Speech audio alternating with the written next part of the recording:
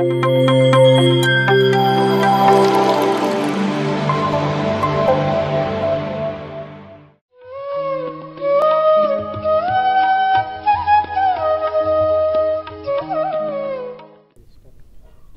ಮೊದಲನೇದಾಗಿ ನಮ್ಮ ಪರಮ ಪೂಜ್ಯ ಪಿತಾಮಹ ಸುಭಾಷ್ ಚಂದ್ರ ಪತ್ರಿಜಿ ಹಾಗೂ ಸ್ವರ್ಣಮಾತೆ ಮಾತೆಯ ಪಾದಚರಣಗಳಿಗೆ ಕೋಟಿ ಕೋಟಿ ನಮನಗಳನ್ನು ಸಲ್ಲಿಸುತ್ತಾ ನನ್ನ ಈ ಧ್ಯಾನ ಅನುಭವದ ಅಂದರೆ ಇವತ್ತಿನ ದಿನ ಅಂತೇಳಿದರೆ ನನ್ನ ಒಂದು ಹಂತದ ಕನಸು ಅಂತ ಹೇಳ್ಬೋದು. ಅದನ್ನು ಈ ಆಧ್ಯಾತ್ಮಿಕಕ್ಕೆ ಬಂದ ಮಾರ್ಗದಿಂದ ನಾನು ಸಂಪೂರ್ಣವಾಗಿ ಇವತ್ತು ಹಂಚಿಕೊಳ್ಳೋಕ್ಕೆ ಇಷ್ಟಪಡ್ತೀನಿ. ನಾನು ಧ್ಯಾನ ಅಂದರೆ ನನ್ನ ಒಂದು ಶರೀರದ ಸಂಬಂಧ ಆತ್ಮ ಸಂಬಂಧವನ್ನು ತಿಳ್ಕೊಂಡೆ. ಆತ್ಮ ಸಂಬಂಧ ಎಂದ್ರೇನು, ಶರೀರ ಸಂಬಂಧ ಎಂದ್ರೇನು ಅನ್ನೋದು ನಾನು ಯಾವಾಗಲೂ ಯೋಚನೆ ಮಾಡ್ತಾಯಿದ್ದೆ. ಜೀವನ ಅಂದರೆ ಬರೀ ಹುಟ್ಟು ಸಾವು,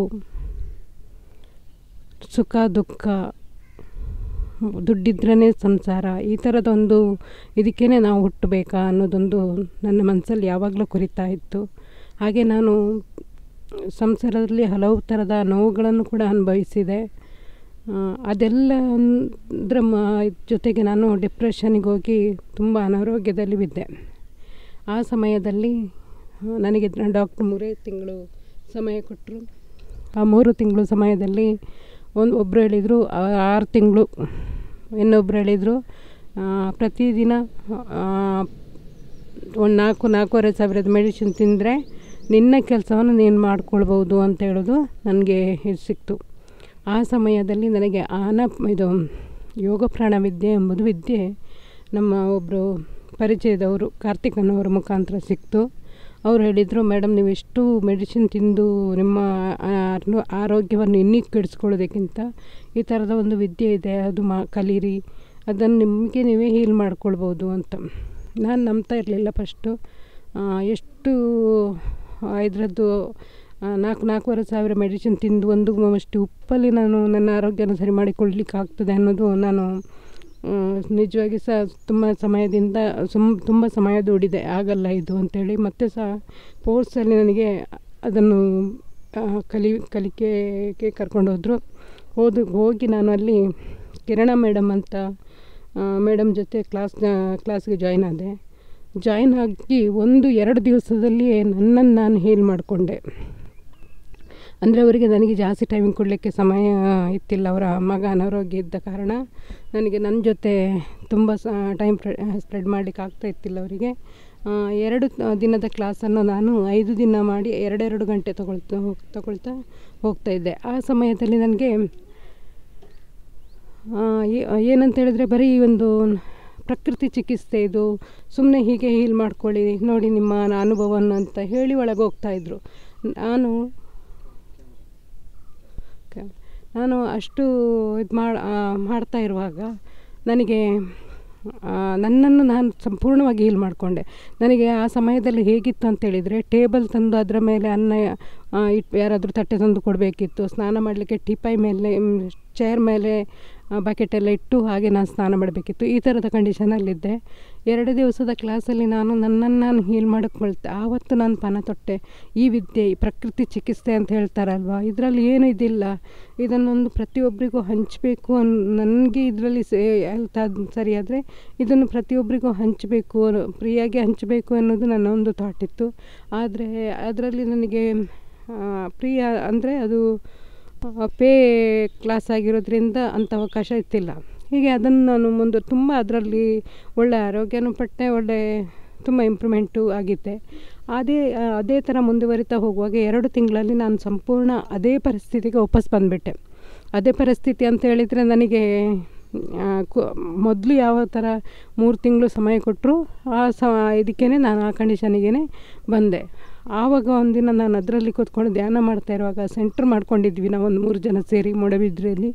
ಆ ಮೂಡಬಿದ್ರೆಯಲ್ಲಿ ಸೆಂಟ್ರ್ ಮಾಡ್ಕೊಂಡಿರುವಾಗ ನನಗೊಂದು ಶಿರಡಿ ಬಾಬಾ ಧ್ಯಾನದಲ್ಲಿ ಬಂದು ನನ್ನ ಎದುರು ಕೂತ್ಕೊಂಡು ಅನುಭವ ಆಗ್ತದೆ. ಅವರು ಎತ್ಕೊಂಡು ಹೋಗುವಾಗ ನಿನ್ನ ಸರಿಯಾದ ಗುರುವನ್ನು ಹುಡುಕು, ಸರಿಯಾದ ಮಾರ್ಗವನ್ನು ಹಿಡಿ ಅಂಥೇಳಿ ಎದ್ದೋದ್ರು. ಆವಾಗ ನಾನು ಧ್ಯಾನದಿಂದ ಎದ್ದ ಮೇಲೆ ಯೋಚನೆ ಮಾಡಿದೆ, ಏನಪ್ಪ ಇದು ಸರಿಯಾದ ಗುರು, ಯಾರು ಸರಿಯಾದ ಗುರು, ಸರಿಯಾದ ಮಾರ್ಗ ಯಾವುದು ಅಂತ ಹೇಳ್ಕೊಂಡು ನಾನು ತುಂಬ ಒಂಥರ ನರ್ವಸ್ ಆದೆ. ಆಗ ನನ್ನ ಫ್ರೆಂಡ್ ಹತ್ರ ಹೇಳಿದೆ ಈ ಥರ ಅಂತ. ಅದಕ್ಕೆ ಅವ್ರು ಹೇಳಿದರು, ಶಿರ್ಡಿ ಬಾಬಂದು ಚರಿತ್ರೆ ಓದಿ ನೀವು, ಆಗ ನಿಮಗೆ ಏನಾದರೂ ಅನುಭವ ಆಗ್ಬೋದು ಅಂತ.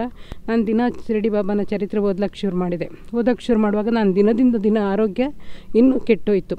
ಕೆಟ್ಟೋಗುವಾಗ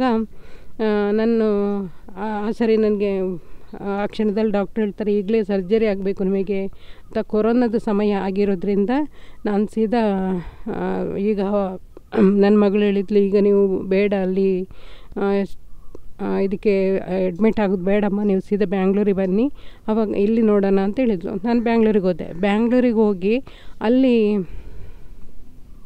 ನನ್ನನ್ನು ನಾನು ಪ್ರತಿ ಸರಿ ನನಗೆ ಮಾಸ್ಟ್ರು ಹೇಳಿದರು, ನಮ್ಮ ಹೀಲಿಂಗ್ ಮಾಸ್ಟ್ರು ಹೀಲ್ ಮಾಡಿದರು. ಹೇಗೆ ಹೀಲ್ ಮಾಡಿದರು, ಏನು ಮಾಡಿದರು, ನನಗೆ ಯಾವ ಥರದ ಇಂಪ್ರೂವ್ಮೆಂಟ್ ಕಾಣಲಿಲ್ಲ. ಡಾಕ್ಟ್ರು ಸರಿ ನಾನು ಮೇಲೆ ಬೀಳುವ ರಿಸಲ್ಟ್ ಯಾವುದು ಕೂಡ ಕೊಟ್ಟಿಲ್ಲ ನನಗೆ. ಅಂದರೆ ಲಾಸ್ಟ್ ಕಂಡೀಷನ್ ನಾನು ಹೇಗೋ ಯೋಚನೆ ಮಾಡಿದೆ 3 ತಿಂಗಳು ಅಂತ ಹೇಳುವಾಗ ನಂದು ಆಯಿತು 2 ವರ್ಷ, ಇನ್ನೂ ಇದಕ್ಕಿಂತ ಮೇಲೆ ಬೀಳಲಿಕ್ಕೆ ಸಾಧ್ಯ ಇಲ್ವೋ ಏನೋ ಅಂತ ನನ್ನ ಮನಸ್ಸೊಳಗೆ ನನಗೆ ಧೈರ್ಯ ತಪ್ಪು ಹೋಯಿತು. ಆವಾಗ ನಾನು ಒಂದಿನ ನನ್ನ ಮಕ್ಕಳ ಹತ್ರ ಇಂಡೈರೆಕ್ಟಾಗಿ ಹೇಳ್ತಾ ಇದ್ದೆ, ಅಂದರೆ ನಾನು ಇಲ್ಲದಾಗ ಹೇಗೆ ಮಾಡಬೇಕು, ಮಕ್ಕಳು ಹೇಗಿರಬೇಕು ಅಂದ. ಯಾಕಂತ ಹೇಳಿದರೆ ನನ್ನ ಚಿಕ್ಕ ವಯಸ್ಸಲ್ಲಿ ನಮ್ಮ ಹಸ್ಬೆಂಡ್ ತೀರೋಗಿರೋದ್ರಿಂದ ಮಕ್ಕಳು ಅನಾಥ ಆಗ್ತಾರೆ ಅನ್ನೋದೊಂದು ಫೀಲ್ ಇತ್ತು ನನಗೆ.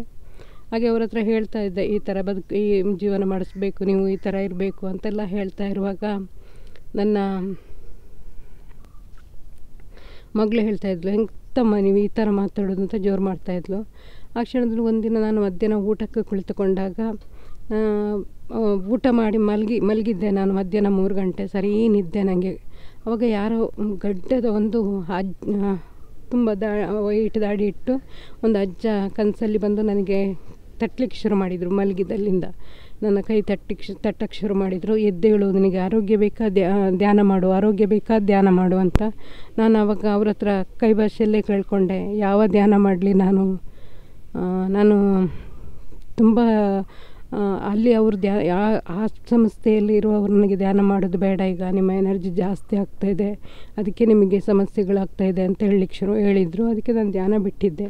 ಆಗ ನಾನು ಇವ್ರ ಹತ್ರ ಕೇಳಿದೆ, ನಾನು ಯಾವ ಧ್ಯಾನ ಮಾಡಬೇಕು, ನೀವು ಧ್ಯಾನ ಮಾಡಿ ಅಂತೀರ, ಅವ್ರು ಧ್ಯಾನ ಮಾಡಬೇಡಿ ಅಂತೀರ, ಯಾವ ಧ್ಯಾನ ಮಾಡಬೇಕು ಅಂತ. ಅಷ್ಟೊತ್ತಿಗೆ ನಿನಗೇನು ಮೊದಲಿನ ಥರ ಕಲ್ಲು ಮುಲ್ಲಲ್ಲಿ ನಡ್ಕೊಂಡು ಹೋಗಬೇಡ ನೋಡು ಅಂಥೇಳಿ ಶಂಕರಾಚಾರ್ಯನ ಸೀನ್ ತೋರಿಸಿದ್ರು. ಶಂಕರಾಚಾರ್ಯ ಸೀನ್ ತೋರಿಸುವಾಗ ಆಮೇಲೆ ಅವರ ಜುಬ್ಬದಿಂದ ಒಂದು ಮೊಬೈಲ್ ತೆಗೆದು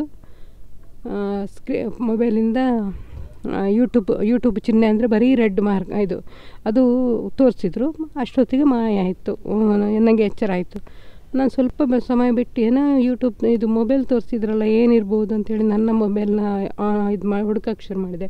ಹುಡುಕಿ ನಾನು ಮೊಬೈಲ್ ಆನ್ ನೋಡ್ತೀನಿ ಯೂಟ್ಯೂಬ್ ಚಿಹ್ನೆ ಹಾಗೇ ಇದೆ. ನನಗೆ ಒಂದು ಕ್ಷಣ ಮೊಬೈಲ್ ಏನಾದರೂ ಕೆಟ್ಟೋಯ್ತಾ ಅಂತ ಭಯ. ಅಂದರೆ ಎಷ್ಟಾದರೂ ಯೂಟ್ಯೂಬ್ ಚಿಹ್ನೆ ಇರೋದು 1 ಸೆಕೆಂಡ್ ಸಹ ಇರೋದಿಲ್ಲ. ಒಂದು ಯಾವುದಾದ್ರೂ ವೀಡಿಯೋ ಓಪನ್ ಆಗ್ತದೆ, ಇಲ್ಲಾಂದರೆ ಆಫ್ ಆಗ್ತದೆ. ಇದು ಹಾಗೆ ಇತ್ತು ಅಂತ ಹೇಳುವಾಗ ನನಗೂ ಒಂಥರ ಆಯಿತು. ಏನಪ್ಪ ಅಂತೇಳಿ ಸುಮ್ಮನೆ ಕಿಕ್ ಮಾಡಿ ನೋಡುವಾಗ ನಿನ್ನ ಆರೋಗ್ಯಕ್ಕಾಗಿ ಧ್ಯಾನ ಅಂತ ರೂಪ ವೆಂಕಟೇಶ್ ಅವ್ರದ್ದು ಧ್ಯಾನ ಬಂತು. ಅದನ್ನು ಮೆಲ್ಲ ಇಯರ್ಫೋನ್ ಹಾಕ್ಕೊಂಡು ಕಿವಿಗೆ ಹಾಕ್ಕೊಂಡು ಕೇಳಿದೆ, ನೋಡೋ ಏನೋ ಇರಬೇಕು, ಅವರು ಅಲ್ಲಿ ನನಗೆ ಮೆಸೇಜ್ ಕೊಟ್ಟಿದ್ದಕ್ಕೂ ಈ ಧ್ಯಾನಕ್ಕೂ ಏನೋ ವ್ಯತ್ಯಾಸ ಇರಬೇಕು ಅಂತ. ಸರಿ ಅಂಥೇಳಿ ನಾನು ಅದನ್ನು ಹಾಕಿ ಕಿವಿಗೆ ಹಾಕ್ಕೊಂಡು ಕುಳಿತಾಗ ನನ್ನ ಒಂದೇ ಕ್ಷಣ ನನಗೆ ಯಾವ ರೀತಿ ಅನುಭವ ಆಯಿತು ಅಂತೇಳಿದರೆ, ಒಂದು ಸೊಪ್ಪಿನ ಕಟ್ಟ ಏನಾದರೂ ಬಿಗಿತವಾಗಿ ಕಟ್ಟಿದ ಕಟ್ಟನ್ನು ಬಿಚ್ಚಿದರೆ ಹೇಗಾಗ್ತದೆ ಆ ಥರದ ಅನುಭವ ಆಯಿತು.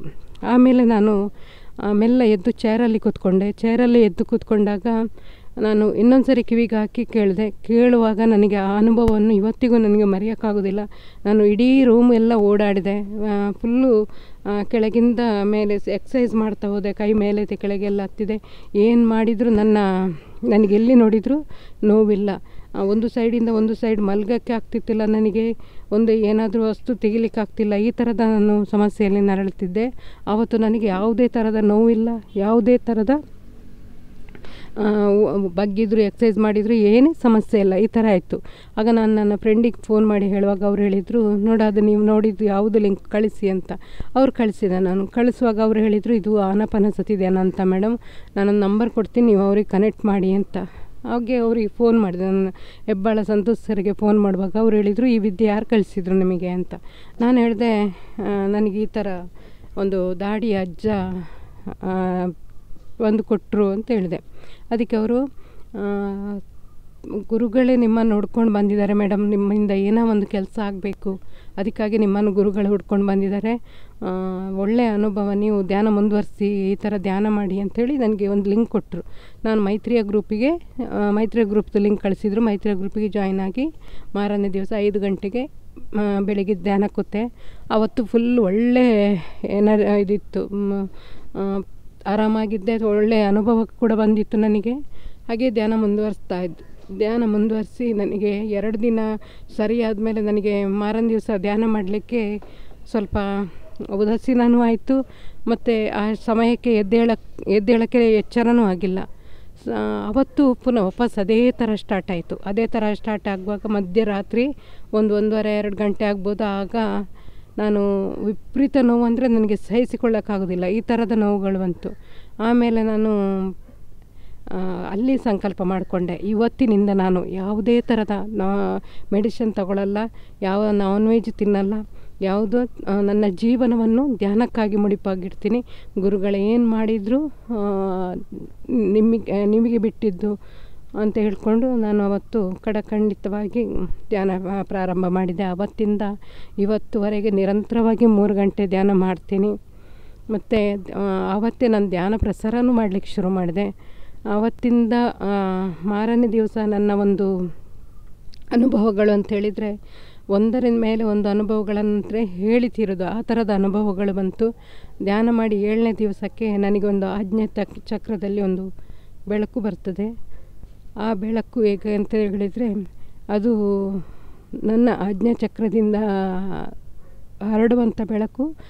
ನಾನು ಬೆಂಗಳೂರಲ್ಲಿ ಧ್ಯಾನ ಮಾಡ್ತಾ ಇರುವಾಗ ನನ್ನ ಮನೆಯಲ್ಲಿ ಕುಳಿತು ಧ್ಯಾನ ಮಾಡುವ ಥರ, ಜಗಲಿಯಲ್ಲಿ ನಿಂತು ಧ್ಯಾನ ಮಾಡುವ ಥರ ಅನುಭವ ಇತ್ತು. ಅದು ಎಲ್ಲ ಕಡೆಗೆ ಫೋಕಸ್ ಲೈಟ್ ಬೀಳುವ ಥರ ಅದೊಂದು ಅನುಭವ ಇತ್ತು. ಅದನ್ನು ನಾನು ಹಂಪಣ್ಣ ಸರ್ ಅವರ ಹತ್ರ ಕೇಳಿದೆ. ಹಂಪಣ್ಣ ಸರ್ ಈ ಥರ ಆಗಿತ್ತು ನನಗೆ ಅಂತ ಹೇಳುವಾಗ, ಅಲ್ಲೇನೋ ಒಳ್ಳೆ ಕೆಲಸ ಆಗಲಿಕ್ಕಿದೆ ಅಮ್ಮ, ಅದಕ್ಕೆ ನಿಮ್ಮನ್ನು ಮಾಸ್ಟರ್ ರೆಡಿ ಮಾಡ್ತಾ ಇದ್ದಾರೆ ಅಂತ ಹೇಳುವಾಗ ನನಗೆ ತುಂಬಾ ದುಃಖ ಬಂತು. ನನಗೆ ತುಂಬಾ ಅನಾರೋಗ್ಯದಲ್ಲಿ ಇರುವ ಕಾರಣ ನನ್ನಿಂದ ಇದೆಲ್ಲ ಸಾಧ್ಯನಾ ಗುರುಗಳೇ ಅಂತ ಹೇಳುವಾಗ, ಎಲ್ಲ ಸಾಧ್ಯ ಅಮ್ಮ, ಸಾಧನೆ ಮಾಡಿ ಅಂತ ಹೇಳಿದರು. ಅದು ಇವತ್ತು ನನ್ನ ಕನಸು ನನಸಾಗ್ತಾ ಇದೆ. ಮತ್ತು ನಾನು ಕಳೆದ ಸರಿ ಬುದ್ಧ ಹುಣ್ಣಿಮೆಗೆ ಹೋದಾಗ, ಅದಕ್ಕಿಂತ ಮೊದಲು ಈ ಊರೇ ಬೇಡ ನನಗೆ, ಎಲ್ಲಿಯಾದರೂ ಪಿರಮಿಡ್ಗಳಲ್ಲಿ ಹೋಗಿ ಕೆಲಸ ಮಾಡಿಕೊಂಡು ಹಾಗೆ ನನ್ನ ಜೀವನವನ್ನು ಕಳೆಯೋದಂತೇಳಿ ಊರು ಬಿಟ್ಟು ಹೋಗಿದ್ದೆ ನಾನು. ಊರಿಗೆ ಹೋಗಿ ಅಲ್ಲಿ ನನ್ನ ಗ್ರೂಪಿಂದ 3-4 ಜನ 5 ಜನ ಇದಕ್ಕೆ ಪಿರಮಿಡ್ ವ್ಯಾಲಿಗೆ ಹೋಗಲಿಕ್ಕೆ ಬಂದರು. ಬುದ್ಧ ಪೂರ್ಣಿಮೆಗೆ ಬಂದು ಅವರು ವಾಪಸ್ ಬರುವಾಗ ನನ್ನನ್ನು ತುಂಬ ಬೇಜಾರು ಮಾಡಿಕೊಂಡ್ರು. ನೀವು ಇಲ್ಲದ್ರಲ್ಲಿ ಏನು ಮಾಡಲಿಕ್ಕೆ ಆಗೋದಿಲ್ಲ ಮೇಡಮ್, ನೀವು ಬರಬೇಕು, ನೀವು ನಮಗೆ ಸಪೋರ್ಟ್ ನಿಲ್ಲಬೇಕು, ಬರಬೇಕು ನೀವು ಅಂತೇಳಿದರೆ, ಹೋಗಿ ನಾನು ಯಾವಾಗ ಬರ್ತೀನಿ ಹೇಳಲಿಕ್ಕಾಗೋದಿಲ್ಲ, ಬರ್ತೀನಿ ಹೋಗಿ ಅಂತ ಹೇಳಿದೆ. ಅಂದರೆ ನನಗೆ ಧೈರ್ಯ ಇಲ್ಲ ಈ ಕಡೆ ಬರೋದು ಅಂತ, ನನಗೇನೋ ಒಂಥರ ಮನಸ್ಸಿಗೆ ಅಸಮಾಧಾನ ಆಗಿತ್ತು. ಆ ಥರ ಇತ್ತು. ಆವಾಗ ಏನು ಮಾಡಿದ್ವಿ ನಾವು, ಬುದ್ಧ ಹುಣ್ಣಿಮೆ ದಿನ ಅಲ್ಲಿಂದ ಒಂದು ಕಲಾ ಮೇಡಮಿಂದ ಕ್ರಿಸ್ಟಲ್ ಪರ್ಚೇಸ್ ಮಾಡಿದ್ವಿ. ಸಂಪದ ಅನ್ನುವ ಒಂದು ಕ್ರಿಸ್ಟಲ್. ಆ ಕ್ರಿಸ್ಟಲ್ನ ನಾನು ತೊಳೆದು, ಉಪ್ಪು ನೀರಲ್ಲಿ ತೊಳೆದು ನಮ್ಮ ಮನೆ ಮೇಲೆ, ನಮ್ಮ ಒಳಗೆ ರೂಮಲ್ಲಿಟ್ಟಿದ್ದೆ. ರೂಮಲ್ಲಿಟ್ಟರೆ ಅಲ್ಲಿ ಯಾರು ಬರುವಾಗಿಲ್ಲ, ಅಂದರೆ ರೂಮ್ ಬಾಗಿಲು ಹಾಕಿತ್ತು, ಕಿಟಕಿ ಬಿಸಿಲು ಬೀಳ್ತಾ ಇತ್ತು ಅಂತ ಹೇಳುವಾಗ ಹಾಗೆ ಅಲ್ಲಿಗೆ ಬಿಸಿಲಿಗೆ ಇಟ್ಟಿದ್ದೆ. ಪಕ್ಕದಲ್ಲಿ 2 ಮೊಬೈಲ್ಗಳಿತ್ತು. ಒಂದು ಕ್ಷಣ ನಾನೊಂದು 2 ದೋಸೆ 3 ದೋಸೆ ಉಯ್ದಿದ್ದೇನೆ, ಉಯ್ದು ಬಂದು ನೋಡ್ತೀನಿ ಕ್ರಿಸ್ಟಲ್ ಇಲ್ಲ. ಆವಾಗ ನನಗೆ ತುಂಬ ಆಶ್ಚರ್ಯ ಆಯಿತು, ಈ ಕ್ರಿಸ್ಟಲ್ ಎಲ್ಲಿ ಹೋಯಿತು ಅಂತ. ಅದನ್ನು ಸುಮಾರು ಹುಡುಕಿದೆ ನಾನು, ಎಲ್ಲಿ ಹುಡುಕಿದ್ರು ನನಗೆ ಈ ಕ್ರಿಸ್ಟಲ್ ಸಿಕ್ಕಿಲ್ಲ. ನನಗೆ ಭಾರಿ ಆಶ್ಚರ್ಯ ಆಯಿತು. ಮನೆ ಒಳಗಿದ್ದ ಹತ್ರ ಮೊಬೈಲೆಲ್ಲ ಇತ್ತು, ಬರೀ ಕ್ರಿಸ್ಟಲಿಗಾಗಿ ಯಾರಾದರೂ ಬರ್ತಾರೆ, ಅದು ಬಾಗಿಲು ಹಾಕಿದ್ದಾಗ ಅಂತೇಳಿ ನಾನು ಪ್ರೇಮ್ನಾಥ್ ಸರ್ಗೆ ಒಂದು ಸರಿ ಫೋನ್ ಮಾಡಿದೆ. ಪ್ರೇಮ್ನಾಥ್ ಸರ್ ಹೇಳಿದರು, ಏನೋ ಒಂದು ದೊಡ್ಡ ಇದು ಕಾರ್ಯಕ್ಕೆ ಹೋಗಿದೆ, ಅದಕ್ಕಿಂತ ಜಾಸ್ತಿ ನಿಮಗೆ ಸಿಗ್ತದೆ, ಅದನ್ನು ಕೂತ್ಕೊಂಡು ಧ್ಯಾನ ಮಾಡಿ ಅಂತ. ಕೂತ್ಕೊಂಡು ನಾನು ಧ್ಯಾನ ಮಾಡಿದಾಗ ನಮ್ಮ ಟೆರೆಸ್ ಮೇಲೆ ಶಿವ ಹಿಡ್ಕೊಂಡು ಧ್ಯಾನ ಮಾಡೋದು ಕಾಣ್ತು. ಹಾಗೆ ಕ್ರಿಸ್ಟಲ್ ತಂದವ್ರ ಹತ್ರ ನಾನು ಕಲಾ ಮೇಡಮ್ಮಗೆ ಫೋನ್ ಮಾಡಿದೆ. ಅವರು ಒಂದು ಮಗು ಹತ್ರ ಕೇಳಿದರು, ಭಾರತಿ ಆಂಟಿ ತಗೊಂಡೋದ ಕ್ರಿಸ್ಟಲ್ ಏನಾಯ್ತು ಅಂತ ನೋಡಿದೆ ಅಂದಲ್ಲಿ ಅಂತ. ಆಗ ಅವರು ಆಂಜನೇಯ ಹೇಳ್ತಾ ಇದ್ದಾನೆ, ಶಿವ ಪಕಡ್ಕೆ ಉನ್ಕ ಗರ್ ಕ ऊपर बैठ के ಧ್ಯಾನ ಕರ್ತೆ ಅಂತ. ನನಗೆ ಬಂದ ಮೆಸೇಜ್ ಮತ್ತು ಆ ಮಗುವಿಗೆ ಬಂದ ಮೆಸೇಜ್ ಒಂದೇ ಆಯಿತು. ಇನ್ನೊಂದು ನಮ್ಮ ಗ್ರೂಪಲ್ಲಿ ಲೀಲಾ ಮೇಡಮ್ ಅಂತಿದ್ದಾರೆ, ಅವ್ರ ಹತ್ರ ನಾನು ಹೇಳಿದೆ ಈ ಥರ ಆಯಿತು ಮೇಡಮ್ ಅಂತ. ಅವರು ಕೂತ್ಕೊಂಡು ನೋಡುವಾಗ, ಮೇಡಮ್ ಪತ್ರಿಜಿ ಗುರುಗಳು ಶಿವನ ಕೈಯಲ್ಲಿ ಕೊಟ್ಟಿದ್ದಾರೆ ನಿಮ್ಮ ಕ್ರಿಸ್ಟಲ್ ಅಂತ ಅವರಿಂದಲೂ ಕೂಡ ಮೆಸೇಜ್ ಬಂತು. ಇದು ಏನಪ್ಪ ಅಂತ ನಾನು ಯೋಚನೆ ಮಾಡ್ತಾ ಇರುವಾಗ ನಮ್ಮ ಬರೀ ನನಗೆ ಟೆರಸ್ ಮೇಲೆ ಕ್ರಿಸ್ಟಲ್ ಬೀಳೋದು ಕಾಣ್ತಾ ಇದೆ ಹೊರತು ಮತ್ತೇನೂ ಕಾಣಲ್ಲ. ಈ ಥರನೇ ಅನುಭವ ಆಗ್ತಾಯಿದೆ. ಸುಮ್ಮನೆ ಹಾಗೆ ದಿನ ಹೋಯಿತು. ಆ ಕ್ರಿಸ್ಟಲ್ ಕಾಣೆಯಾಗಿ 15 ದಿವಸದೊಳಗೆ ನಾನು ಊರಿಗೆ ಬಂದಿದ್ದೀನಿ. ಊರಿಗೆ ಬರುವಾಗ ನನ್ನ ಗ್ರೂಪಲ್ಲಿ ನನ್ನ ಇವ್ರ ಹತ್ರ ಎಲ್ಲ ಹೇಳಿದೆ, ನಾನು ಊರಿಗೆ ಬರ್ತೀನಿ, ಮುಂದಿನ ಜೀವನ ನಂದು ಏನು ಅಂತ ಗೊತ್ತಿಲ್ಲ, ಹೇಗೆ ಹೋಗಬೇಕು ಏನು ಮಾಡಬೇಕು ಒಂದು ಗೊತ್ತಿಲ್ಲ, ಒಟ್ರಾಸ್ ಬರ್ತಾ ಇದ್ದೀನಿ ಅಂತ. ಅಷ್ಟೊತ್ತಿಗೆ ಬಂದು 1 ತಿಂಗಳಲ್ಲಿ ಪಿರಮಿಡ್ದು ಬುದ್ಧ ಹುಣ್ಣಿಮೆ ಇದಕ್ಕೆ ಗುರುಗಳ ಪುಣ್ಯಸ್ಮರಣೆಯ ದಿನ ನಾವು ಒಂದು ಫಂಕ್ಷನ್ ಇಟ್ಟಿದ್ದೀವಿ ಮೂಡಬಿದ್ರೆ ಒಂದು ಹಾಲಲ್ಲಿ. ಅಲ್ಲಿ ನಾವು ಸಂಕಲ್ಪ ಮಾಡಿಕೊಂಡೆವು ಪಿರಮಿಡ್ಗೆ. ಆವತ್ತು ನಾವು ಪಿರಮಿಡ್ ಒಂದು ಪಿರಮಿಡ್ಗೆ ಮುಹೂರ್ತ ಅಂತ ಮಾಡಿದ್ವಿ ಮಾರನ ದಿನ. ಅವತ್ತು ನಮ್ಮ ತಮ್ಮನೂ ನನಗೆ ತುಂಬ ಸಪೋರ್ಟ್ ಮಾಡಿದ, ಟೆರಸ್ ಮೇಲೇ ಆಗಲಿ ಅಂಥೇಳಿ. ಮತ್ತು ದರ್ಶನ್ ಸರ್ ಅವರು ಅಲ್ಲಿ ಅವರ ಇದರಲ್ಲಿ ಮಾಡೋದಂತ ಹೇಳುವಾಗ ಗುರುಗಳ ಒಂದು ಮೆಸೇಜ್ ಬಂತು, ತಾಳು ಅಂತ ಯಾಕೆ ಬಂತು ಅಂತ ನನಗೆ ಗೊತ್ತಿಲ್ಲ ಅಂತ ನೋಡುವಾಗ ನಮ್ಮಲ್ಲೊಬ್ಬರು ಗ್ರೂಪಲ್ಲಿ ಶಾಂತಿ ಶೆಣೈ ಮೇಡಮ್ ಅಂತ ಅವರಿಗೆ ಒಂದು ಮೆಸೇಜ್ ಬಂದಿತ್ತಂತೆ. ಅಲ್ಲಿ ಬೇಡ, ಅದು ಟೆರಸ್ ಮೇಲೇ ಭಾರತಿ ಮೇಡಮ್ ಅವರ ಟೆರಸ್ ಮೇಲೆ ಬರಬೇಕು ಅಂತ ಅವರು ಪತ್ರಿಜಿ ತೋರಿಸಿದ್ರು ಅಂತ ಅವರು ಕೂಡ ಒಂದು ಮಾಡಿದರು. ಆದರೆ ನಾನು ಇದು ಮಾಡಿಲ್ಲ. ಅಂದರೆ ನನ್ನದು ಇದು ಜಾಯಿಂಟ್ ಫ್ಯಾಮಿಲಿ ಮನೆ ಆಗಿರೋದ್ರಿಂದ ಟೆರಸ್ ಮೇಲೆ ಎಲ್ಲರೂ ನನಗೆ ಮನಸ್ಸಿದೆ, ನನಗೆ ಕಾಣ್ತಾ ಇದೆ ಅಂತ ಹೇಳಿದರು. ಅದನ್ನು ಯಾರು ನಂಬ್ತಾರೆ ಧ್ಯಾನದಲ್ಲಿ ಬಂದಿದ್ದನ್ನು ಅಂಥೇಳಿ ನಾನು ಯಾವುದೂ ಇದು ಮಾಡಲಿಕ್ಕೆ ಹೋಗಿಲ್ಲ. ಒಂದಿನ ಹೀಗೆ ನನ್ನ ತಮ್ಮ ಬರುವಾಗ ನಮಗೊಂದು ಪಿರಮಿಡ್ ಆಗಬೇಕು, ಎಲ್ಲಿ ಜಾಗ ನೋಡಬೇಕು, ಎಲ್ಲಿಯಾದರೂ ಸಿಗ್ತದ ಅಂತ ಹೇಳುವಾಗ ಒಂದು ತೆಗೆದ ಬಾಯಿಗೆ ಪಿರಮಿಡ್ ಎಲ್ಲಿಯೂ ಬೇಡ, ನಮ್ಮ ಟೆರಸ್ ಮೇಲೆ ಮಾಡಿ ಅಂತ ಹೇಳ್ದ. ಆವತ್ತು ನನಗೆ ಎಷ್ಟು ಖುಷಿ ಆಯ್ತು ಅಂತೇಳಿದರೆ ಹೇಳಲಿಕ್ಕೆ ಆಗೋದಿಲ್ಲ. ಆ ಥರದ ಒಂದು ಅನುಭವ ಆಯಿತು. ಕೂಡಲೇ ನಾನು ನನ್ನ ಗ್ರೂಪಲ್ಲಿ ದರ್ಶನ್ ಸರ್, ವಿಜಯ ಕಾಂಚನ್ ಸರ್, ಮಂಜುಳಾ ಮೇಡಮ್ ಇವ್ರ ಹತ್ರ ಹಂಚ್ಕೊಂಡೆ. ಆಗ ಅವ್ರು ಹೇಳಿದರು, ಇಲ್ಲ ಮೇಡಮ್ ಬರಲೇಬೇಕು, ಆಗಲೇಬೇಕು, ಅವ್ರ ಬಾಯಿಂದ ಬಂದಿದೆ ಅಂತೇಳಿದರೆ ಅದು ಪತ್ರಿಜಿ ಇಂದಲೇ ಬಂದಿದಂಥ ಮೆಸೇಜ್ ಅದು. ಯಾಕಂತೇಳಿದರೆ ಅವರು ಧ್ಯಾನ ಮಾಡೋದಿಲ್ಲ, ಇದರ ಬಗ್ಗೆ ಏನೂ ಅವ್ರಿಗೆ ಗೊಡವೆ ಇಲ್ಲ, ಅವರ ಬಾಯಿಂದ ಹಾಗೆ ಬರಬೇಕು ಅಂತೇಳಿದರೆ ಅವ್ರು ಶ್ರದ್ಧೆ ಅನುಗ್ರಹ ಇರಬೇಕು ಮುಂದುವರ್ಸ ಅಂತ. ಹಾಗೆ ಪತ್ರಿಜಿ ಗುರುಗಳ ಪುಣ್ಯಸ್ಮರಣೆ ದಿನ ನಾವಲ್ಲಿ ಒಂದು ಪ್ರೋಗ್ರಾಮ್ ಮಾಡಿ ಅದರ ಮಾರನೇ ದಿವಸನೇ ಶಂಕುಸ್ಥಾಪನೆಗೆ ಸ್ಥಾಪನೆ ಮುಹೂರ್ತ ಮಾಡಿದ್ವಿ. ಅವತ್ತಿಂದ ನನ್ನ ಎಲ್ಲ ಗ್ರೂಪಲ್ಲಿರುವ ಸದಸ್ಯರು 1 ಲಕ್ಷದಿಂದ 100 ರೂಪಾಯಿವರೆಗೆ ಕೊಟ್ಟವರಿದ್ದಾರೆ. ಪ್ರತಿಯೊಬ್ಬರು ಒಬ್ಬರಿಂದೊಬ್ಬರು ಬಂದು ತುಂಬ ಸಪೋರ್ಟಿವ್ ಆಗಿ ಕೆಲಸ ಮಾಡಿದರು. ಪತ್ರಿಜಿ ಗುರುಗಳ ಪುಣ್ಯಸ್ಮರಣೆಯ ದಿನ ನಾವು ಶಂಕುಸ್ಥಾಪನೆ ಮಾಡಿದ್ದು. ಪತ್ರಿಜಿ ಗುರುಗಳ ಬರ್ತ್ಡೇಯ ದಿನವೇ ನಾವಿಲ್ಲಿ ಪ್ರೋಗ್ರಾಮ್ ಮಾಡ್ಕೊಂಡ್ವಿ. ಅವತ್ತು ಒಂದು ಓಪನಿಂಗ್ ಅಂತ ಮಾಡಿಲ್ಲ, ಆದರೆ ಧ್ಯಾನ ಸತ್ಸಂಗ ಅವತ್ತು ಇಟ್ಕೊಂಡಿದ್ವಿ. ಅವತ್ತು ನಮ್ಮ ಅರ್ಧ ಕೆಲಸ ಪೂರ್ತಿ ಆಗಿತ್ತು. ಪೂರ್ತಿ ಕೆಲಸ ಆಗದ ಕಾರಣ ನಾವು ಓಪನಿಂಗ್ ಅಂತ ಇಟ್ಕೊಂಡಿಲ್ಲ. ಈಗ ಪ್ರೇಮನಾಥ್ ಸರ್ ಕೈಯಲ್ಲಿ ಆ ಒಂದು ಅದ್ಭುತವಾದ ಈ ಕ್ಷಣ ಬರ್ತದೆ ಅಂತೇಳಿದರೆ ನನಗೆ ತುಂಬಾ ಖುಷಿಯಾಯಿತು. ಇವತ್ತಿನ ಇದೊಂದು ಕನಸು, ಇದು ಒಂದು ಕನಸು ಅಲ್ಲ ನಂದು, ಇದೊಂದು ಮೊದಲನೇ ಹೆಜ್ಜೆ ಅಂತ ಹೇಳ್ತೀನಿ ನಾನು. ಹೇಗೆ ಶ್ರೀರಾಮ ಪ್ರತಿಷ್ಠಾ ದಿನ ನಾನು ಧ್ಯಾನ ಮಾಡ್ತಾ ಇರುವಾಗ ರಾಮ ಬಂದು ನಮ್ಮ ಟೆರೆಸ್ ಮೇಲೆ ನಿಂತು ಒಂದು ಬಿಲ್ಲು ಬಾಣ ಬಿಡ್ತಾರೆ. ಆ ಬಾಣ ಪ್ರತಿಯೊಂದು ಬಾಣ ಅಥವಾ 1000 ಪಿರಮಿಡ್ಗಳು ಎದ್ದು ನಿಂತ ಅನುಭವ ತೋರಿಸಿದ್ರು. ಮತ್ತು ನಾನು ರಾಮ ಪ್ರತಿಷ್ಠಾ ದಿನ ಪಿರಮಿಡಲ್ಲಿ ಧ್ಯಾನ ಸತ್ಸಂಗ ಇಟ್ಕೊಂಡಿದ್ದೀನಿ. ಧ್ಯಾನ ಸತ್ಸಂಗ ಬೆಳಿಗ್ಗೆ ನಾನು ಸುಮಾರು ಜನ ಇಲ್ಲಿ ಧ್ಯಾನ ಬಂದು ಮಾಡಿ 3 ಗಂಟೆ ಧ್ಯಾನ ಇಟ್ಕೊಳ್ಳೋಣ ಅಂಥೇಳಿ ಆ ಸಮಯಕ್ಕೆ ಧ್ಯಾನ ಮಾಡಿದ್ದೀವಿ. 10 ಗಂಟೆಯಿಂದ 1 ಗಂಟೆವರೆಗೆ ಧ್ಯಾನ ಮಾಡೋಣ ಅಂತ ಎಲ್ಲರೂ ಬಂದು ಸೇರಿದ್ದಾರೆ. ಆವಾಗ ನನಗೊಂದು ಫೋನ್ ಬರ್ತದೆ, ಮೇಡಮ್ ನಮಗೊಂದು 50 ಜನ ಇದ್ದೀವಿ ಇಲ್ಲಿ, ನೀವು ಧ್ಯಾನ ಕಲಿಸ್ಬೇಕು ಅಂತ. ಆವಾಗ ನನಗೆ ಏನು ಮಾಡೋದು, ನಾವು ಇಲ್ಲಿ ಹೇಳಿ ಆಗಿದೆಲ್ಲ, ಊಟದ ವ್ಯವಸ್ಥೆ ಎಲ್ಲ ಮಾಡಿದ್ದೀನಿ, ಅಲ್ಲಿ ಬರಬೇಕಂತ ಹೇಳ್ತಾರೆ, ಏನು ಮಾಡೋದು ಅಂತ ಹೇಳುವಾಗ ನಮ್ಮಲ್ಲಿ ದರ್ಶನ್ ಸರ್ ಅಂತಿದ್ದಾರೆ. ಅವರು ಹೇಳಿದರು, ಮೇಡಮ್ ಬಂದ ಅವಕಾಶನ ಕಳ್ಕೊಳ್ಳೋದು ಬೇಡ, ಇವರನ್ನು ಧ್ಯಾನ ಕೂರಿಸಿ ನಾವು ಅಲ್ಲಿಗೆ ಹೋಗಿಬೇಡಣ ಅಂತ. ನಾನು ಇವರಿಗೆ 11:30ವರೆಗೆ ಧ್ಯಾನ ಮಾಡಿಸಿ 11:30ಗೆ ನಾನು ಅಲ್ಲಿ ಹೋಗಿದೆ. ಅಲ್ಲಿ ರಾಮ ಪ್ರತಿಷ್ಠೆ ದಿನ ದೇವಿ ದೇವಸ್ಥಾನದಲ್ಲಿ ನನಗೆ 50 ಜನ 45 ಜನ ಹತ್ರ ಇದ್ದರು. ಅವರೊಟ್ಟಿಗೆ ನನಗೆ ಅವರಿಗೆ ಧ್ಯಾನ ಕಲಿಸುವಂಥ ಅವಕಾಶ ಕೊಟ್ಟರು. ಆ ಧ್ಯಾನದ ಅನುಭವ ಹೇಗೆ ಅಂತ ಹೇಳಿದರೆ, ನಾನು ಧ್ಯಾನ ಮಾಡ್ತಾ ಇರೋದು ಮೂಡಬಿದ್ರಿ ಮಾರಿಗುಡಿ ದೇವಸ್ಥಾನದ ಹಾಲಲ್ಲಿ, ಆದರೆ ನಾನಿದ್ದಿದ್ದು ಅಯೋಧ್ಯೆಯ ಇದರಲ್ಲಿ, ಅಲ್ಲಿಯ ಎಲ್ಲ ಇದನ್ನು ನೋಡ್ತಾ ಇದ್ದೇನೆ. ಆವಾಗ ನನಗೆ ರಾಮನಿಂದೊಂದು ಮೆಸೇಜ್ ಬರ್ತದೆ, ನಾವು ಯಾವತ್ತೂ ಪ್ರತಿಷ್ಠೆ ನಮ್ಮದಿವತ್ತು, ನಾವು ಯಾವತ್ತೂ ಧ್ಯಾನ ಲೋಕ ಕಲ್ಯಾಣಕ್ಕಾಗಿ ನಿಮ್ಮೆಲ್ಲರ ಧ್ಯಾನಿಗಳ ಜೊತೆ ಇಳಿದು ಬಂದಾಗಿದೆ ಅಂತ. ಇದೊಂದು ಅದ್ಭುತವಾದ ಮೆಸೇಜ್. ಅದು ಹೇಗೆ ಬಂದಿತ್ತು ಅಂತೇಳಿದರೆ, ಮೂರ್ತಿ ಶಿಲೆಯಿಂದ ಒಂದು ಎನರ್ಜಿ ನಡ್ಕೊಂಡು ಬಂದು ಮನುಷ್ಯನ ರೂಪ ತಾಳಿ ಬಂದು ಅನುಭವ ಹೇಳಿದಾಗಿತ್ತು. ಅದ್ಭುತವಾದ ಅನುಭವ ಅವತ್ತು ಕೂಡ. ಹೀಗೆ ನನಗೆ ಪ್ರತಿಯೊಂದು ಒಂದೊಂದು ಅನುಭವಗಳಂತ ಹೇಳಿದರೆ ನನಗೇನೆ ನಂಬೋಕ್ಕಾಗೋದಿಲ್ಲ. ನನ್ನ ಪ್ರತಿಯೊಂದು ಜನ್ಮಗಳನ್ನು ನೋಡಿಕೊಂಡೆ ನಾನು ಇದರಲ್ಲಿ.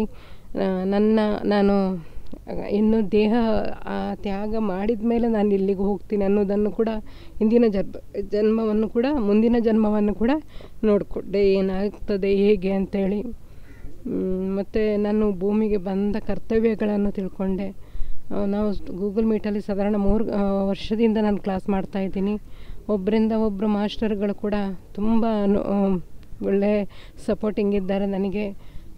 ತುಂಬ ವರ್ಕ್ ಮಾಡ್ತಾಯಿದ್ದಾರೆ ಇಲ್ಲಿ. ಆದ್ದರಿಂದ ನಾನು ಧನ್ಯ.